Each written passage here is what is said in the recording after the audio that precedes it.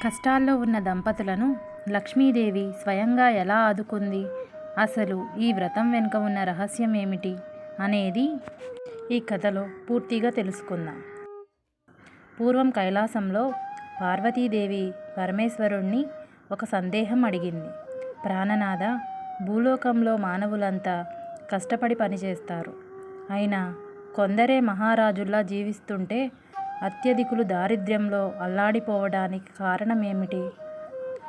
అప్పుడు పరమేశ్వరుడు చిరునవ్వు నవ్వి, దేవి, అంతా వైభవలక్ష్మి కృప.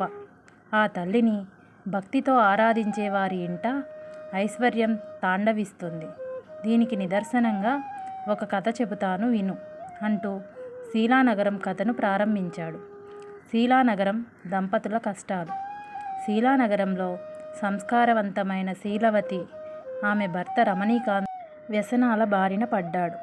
జూదం, చెడు సావాసాల వల్ల ఉన్న ఆస్తిపాస్తులన్నీ ఊడ్చిపెట్టుకుపోయాయి. చివరికి పూట గడవడమే కష్టమైంది. అయినా శీలవతి అధైర్యపడలేదు. నిత్యం లక్ష్మీదేవిని స్మరిస్తూ ఇల్లు శుభ్రంగా ఉంచుకుంటూ సహనంతో ఉండిపోయింది. ముసలి ముత్తైదువ రాక. ఒక శుక్రవారం మధ్యాహ్నం శీలవతి ఇంట దారిద్ర్యం తాండవిస్తున్న సమయంలో ఒక వృద్ధ ముత్తైదువు రూపంలో వైభవలక్ష్మీదేవి ఆమె ఇంట ముంగిట్లోకి వచ్చింది.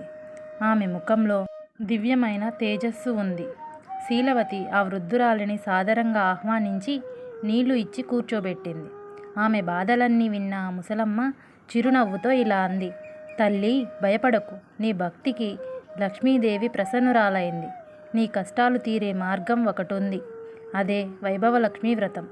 ఆ వృద్ధురాలు శీలవతికి వ్రత విధానాన్ని వివరించింది. వ్రత విధానం: శుక్రవారం రోజున ఉదయమే స్నానం చేసి సాయంత్రం వేళ నిష్ఠతో ఈ పూజ చేయాలి. పూజా పద్ధతి: ఒక పీఠంపై ఎర్రటి వస్త్రం పరిచి పసుపు గణపతిని పూజించాలి. తులసి కోట ముందు లేదా పూజ గదిలో నీటితో నింపిన కలశం ఉంచి దానిపై శ్రీ యంత్రం లేదా మహాలక్ష్మి లేదా వైభవలక్ష్మి ప్రతిమను ఉంచాలి. ప్రసాదం: బియ్యం పాయసం, క్షీరాన్నం దేవికి నైవేద్యంగా సమర్పించాలి. నియమం: 11 లేదా 21 శుక్రవారాలు ఈ వ్రతం ఆచరించి చివరి శుక్రవారం నాడు ఉద్యాపన చేసి వైభవలక్ష్మి వ్రత పుస్తకాలను ముత్తైదువులకు తాంబూలంతో పంచిపెట్టాలి.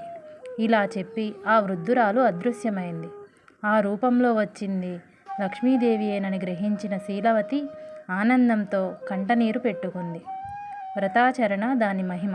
శీలవతి మరుసటి శుక్రవారం నుంచే అత్యంత భక్తి శ్రద్ధలతో వైభవలక్ష్మి వ్రతం ప్రారంభించింది. వ్రతం చేసిన కొద్ది రోజులకే మార్పు మొదలైంది. రమణీకాంత్కు బుద్ధి వచ్చి చెడు వ్యసనాలు వదిలేశాడు. తిరిగి కష్టపడి పనిచేయడం ప్రారంభించాడు. నష్టపోయిన వ్యాపారంలో మళ్ళీ లాభాలు వచ్చాయి. వారి ఇల్లు ధనధాన్యాలతో సంతోషంతో వికసించింది. నిర్ణయించుకున్న ప్రకారం శీలవతి వ్రత ఉద్యాపన చేసి పుస్తకాలను పంచిపెట్టింది. కథలోని ఉపకథ: రాజుగారి గర్వభంగం. ఈ వ్రత మహత్యాన్ని విశదీకరిస్తూ పరమేశ్వరుడు పార్వతీదేవితో మరొక విషయం చెప్పాడు. లక్ష్మీదేవి ఎక్కడ గర్వం, అనాదరణ ఉంటాయో అక్కడ నిలవదు. పూర్వం భృగు మహర్షి ద్వారా విష్ణువు వద్దకు వచ్చిన లక్ష్మీదేవిని అపచారంగా భావించి కొందరు నిర్లక్ష్యం చేసినప్పుడు ఐశ్వర్యం నశించిపోయింది. కానీ ఎవరైతే అహంకారం వీడి లక్ష్మీదేవి అష్టరూపాలను ఆది, ధన, ధాన్య, గజ, సంతాన, వీర, విజయ, విద్య భక్తితో పూజిస్తారో వారి ఇంట శాశ్వతంగా నివసిస్తుంది. ఫలశ్రుతి: ఈ కథ విన్న పార్వతీదేవి ఆనందించి భూలోక మానవులందరికీ ఈ వ్రతం పరమౌషధమని గ్రహించింది. ఫలశ్రుతి: ఎవరైతే ఈ వైభవలక్ష్మి కథను శుక్రవారం నాడు భక్తితో చదువుతారో లేదా వింటారో వారి ఇంట్లో లక్ష్మీదేవి స్థిరంగా నివాసం ఉండి సమస్త దారిద్ర్యాలను తొలగించి ఆయురారోగ్య అష్టైశ్వర్యాలను ప్రసాదిస్తుంది. శ్రీ వైభవలక్ష్మీదేవియే నమః. ఇది వైభవలక్ష్మీదేవి యొక్క అద్భుతమైన మహత్యం. ఎవరైతే ఈ కథను శుక్రవారం రోజున భక్తితో వింటారో వారి ఇంట లక్ష్మీదేవి స్థిరంగా నివాసం ఉండి కష్టాలన్నీ తొలగిస్తుందని నమ్మకం. మీకు ఈ కథ నచ్చినట్లయితే తప్పకుండా లైక్ చేయండి.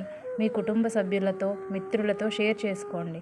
మరిన్ని ఆధ్యాత్మిక విషయాల కోసం మన ఛానల్ని సబ్స్క్రైబ్ చేసుకోవడం మర్చిపోకండి.